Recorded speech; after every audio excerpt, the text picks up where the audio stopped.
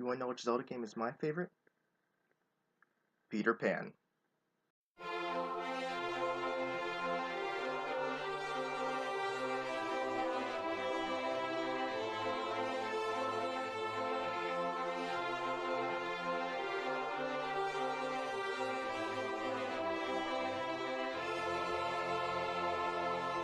So, I'm in the play Peter Pan.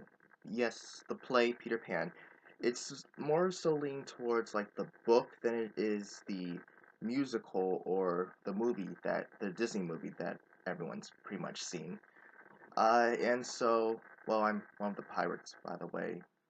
And so I was, during the time in the play, I was just thinking, how many similarities are there between Peter Pan and the Legend of Zelda franchise?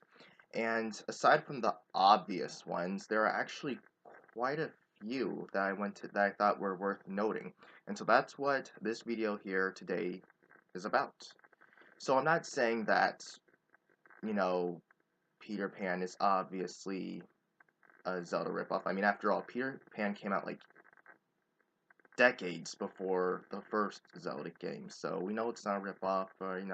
I'm just saying there's enough similarities in there that it could be like an actual Zelda story. And I'm going to start with the obvious ones and then go and build into the, ones you really had to think about. So let's get started.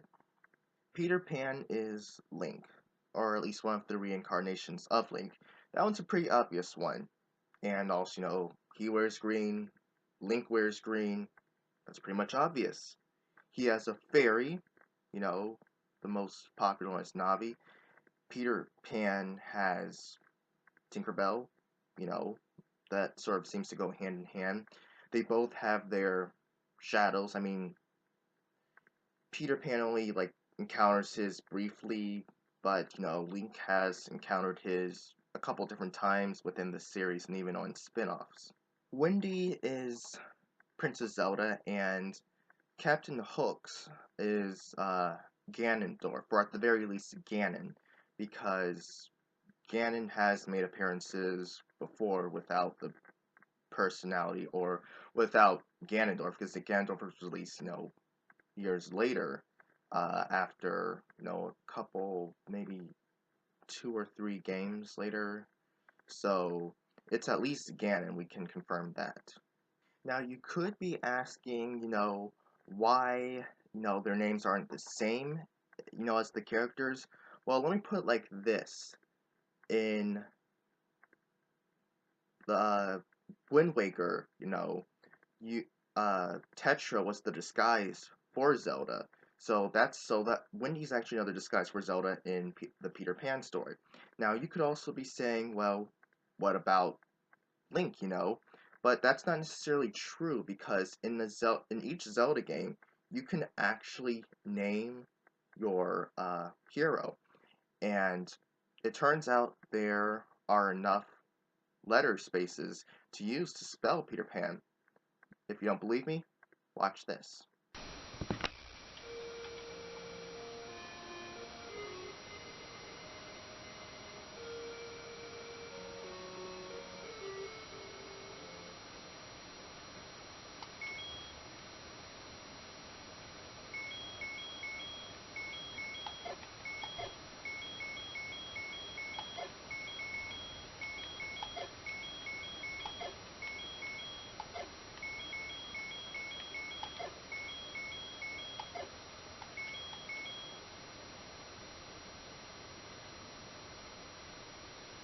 Also, in A Link to the Past, the wizard Aghanim is actually a disguise for Ganon.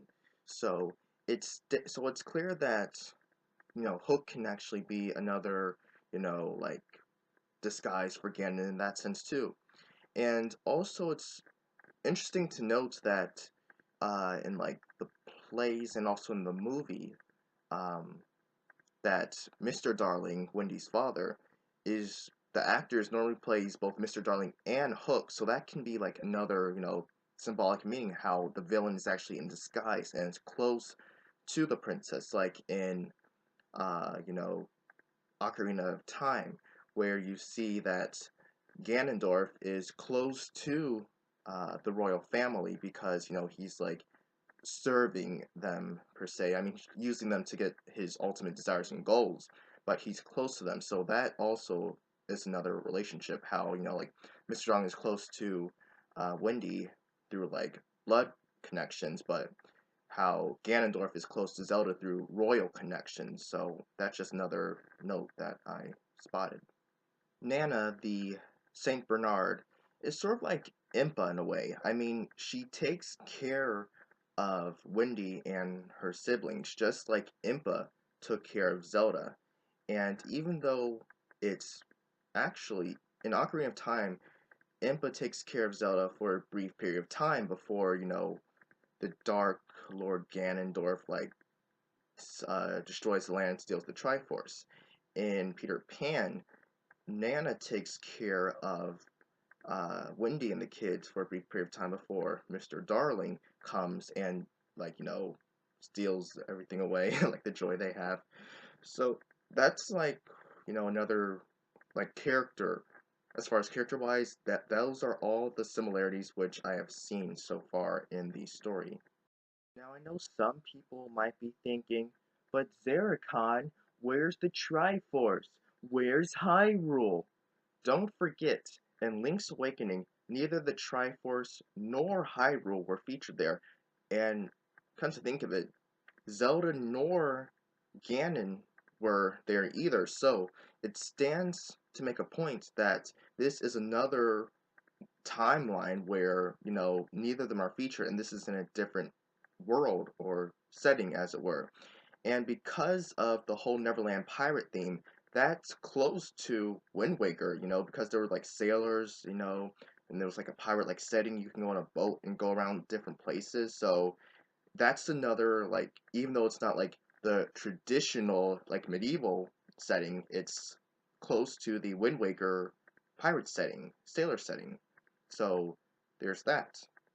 And you know how Link has a lot of girls chasing after him, how he has Saria, Princess Ruto, Marin, Ilia, however you pronounce that, and a couple other ones, I think.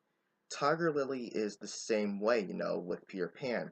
She loves him even though, Link is loyal to Zelda. Peter is loyal to Wendy.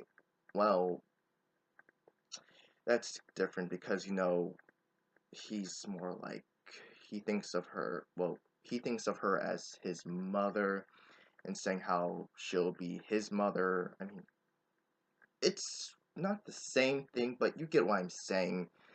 Uh, and also, like the CDI games and the television series, and even the manga, it's non-canon to the official timeline. So it's understands why it's completely similar, but it's not like the thing. Even though it's definitely better than the CDI games and the television series. Although I won't say it's as good as the manga though. I mean the manga's basically the games, just manga, which I actually recommend. So read the books. These are pretty good, and a couple times I actually use them sort of as references to figure out okay, what do I do when I'm playing a game? Just I mean they have subtle hints here and there. They may not be definite hints. They may not even be relating completely to the game, but a couple times they actually were useful for me. But I just recommend them as a good read because they're, for the most part, except for I guess some things here and there, they're pretty loyal. They even have some side stories. They even alter some characters' personalities, or even add a couple characters just to make the plot more interesting. Like in Four Swords, they added Shadow Link, and they gave him his own personality, and I thought that was pretty good. So yeah, I definitely recommend those. Well, that's all I wanted to share with you all today. Um, let me know what you thought about it. Like the video, share some comments, describing, what you thought about it. Uh, Let me know if you actually read some of the manga.